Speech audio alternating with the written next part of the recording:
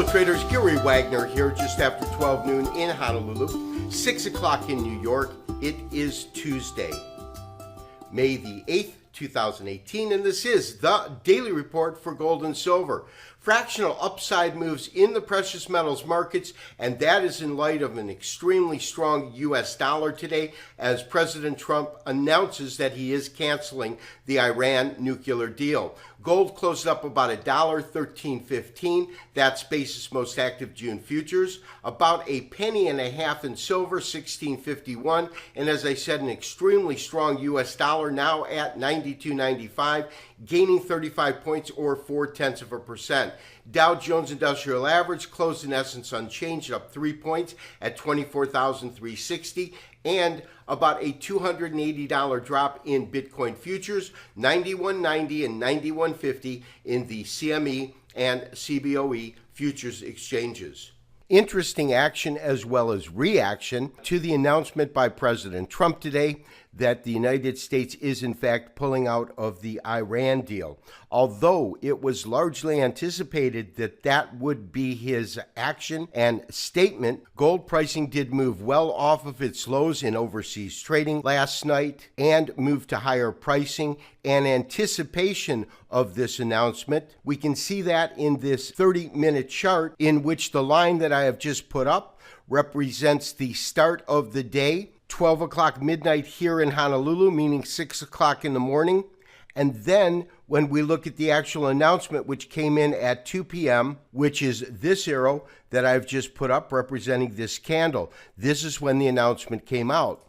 Gold had made a sizable move from the initial lows seen in overnight trading as the market opened up in New York this morning. And once the announcement was made, we traded to the high of the day, which came in at 13.1850 before settling off of those highs, currently trading at 13.1480. There are two things that are essential when we look at today's activity. The first is the lows and the current 200-day moving average, and the second is dollar strength. As gold traded under pressure overseas last night, we can see that it actually achieved lows that came in right at the 200-day moving average. In fact, 10 cents from that. The 200-day moving average currently resides at 1306.10. Our low today was 1306.20. That appears on a technical basis to be where we have a major support level at this point. The second thing we need to factor into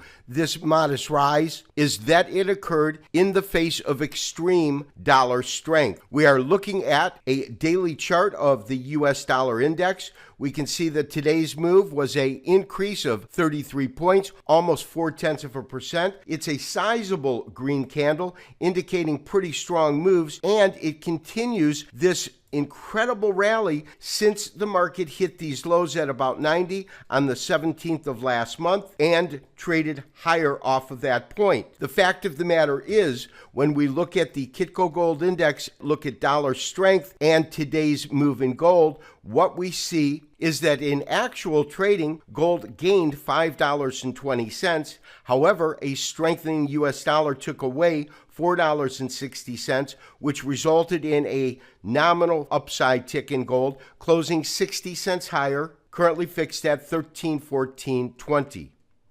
Therefore, my recommendation is to maintain our current long position in gold and to maintain our stop, which is currently sitting at 12.98. due to the extreme volatility that we have seen recently in gold pricing. Silver closed fractionally unchanged on the day, 0.005, a half a cent higher, closing at $16.50. As we have spoken about over the last month, the fact of the matter is the price point is still trading below the 50-day moving average, and the 50-day moving average is still below the 200-day moving average, and this inverted stance is the stance of a bearish market sentiment, so we remain neutral in terms of silver pricing. Bitcoin continues to fall, a weakening market which really began on Friday of last week when the market hit these tops just shy of 10,000. And although it remains above the 50-day moving average, we do see continued weakness in Bitcoin futures as well as Bitcoin Cash, we would look for some potential support to come in at around 86.70, and that is the 50-day moving average. That would be really the line in the sand that Bitcoin pricing must hold if it is to maintain longer-term bullish demeanor.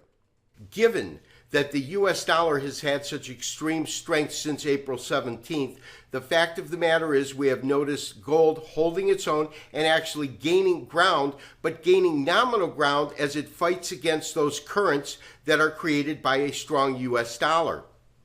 I do expect gold to go higher, but I do expect the dollar to continue to weigh upon gold pricing. This has been Gary Wagner, wishing you as always good trading. We'll talk to you tomorrow for another daily update and review. Bye-bye.